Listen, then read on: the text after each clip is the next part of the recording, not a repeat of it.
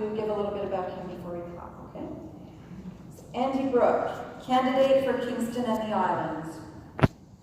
As a student, he spent 3 summers as a member of Kingston's world-renowned Fort Henry Guard. He would exchange the scarlet uniform of the 1867 British Army for the iconic red serge of the Royal Canadian Mounted Police in 1980. In addition to performing First Nations and federal policing, he served as a tactical member on Canada's National Counter-Terrorism Team, the Special Emergency Response Team that later morphed into the Canadian Forces Joint Task Force 2.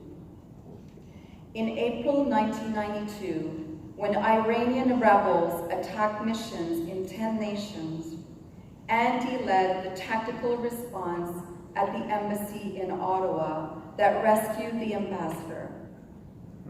In 1997, he served as the lead Canadian investigator for the Iraqi helicopter case, an international conspiracy to illegally export surplus Canadian military helicopters to Saddam Hussein's regime, a mission that earned him and his team an award from the U.S. Secretary of State for cooperation and success.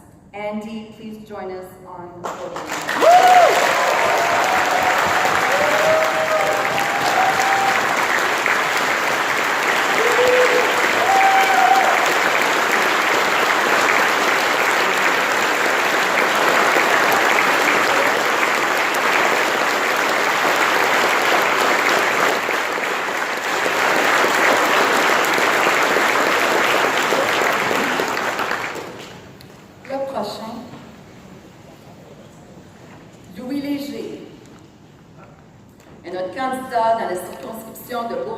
Sur l'île de Montréal.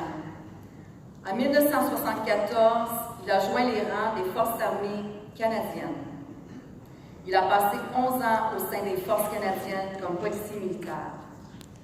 En 1975, il a été muté à la base militaire de Halifax, en Nouvelle-Écosse, pour une période de 5 ans. De décembre 1978 à juin 1979, il a fait partie des casques bleus des Nations unies en Égypte et Israël comme chef de groupe de policiers militaires natifs de plusieurs pays. En 1980, il s'est retrouvé à la base militaire de Penhold en Alberta pour 4 ans pour terminer sa carrière à la base militaire de Saint-Jean-sur-Richelieu en 1985. Depuis 1986, il a travaillé à la sécurité publique au service de la ville de Westmount, Québec, jusqu'à sa retraite en février dernier. Monsieur Léger tenait aussi à ce que je partage le fait que son gendre, un soldat, a péri en Irak, laissant en deuil son épouse Rachel, la fille de Monsieur Léger, avec ses 2 petits-enfants de 2 ans et 4 ans. Monsieur Léger, venez vous joindre à nous.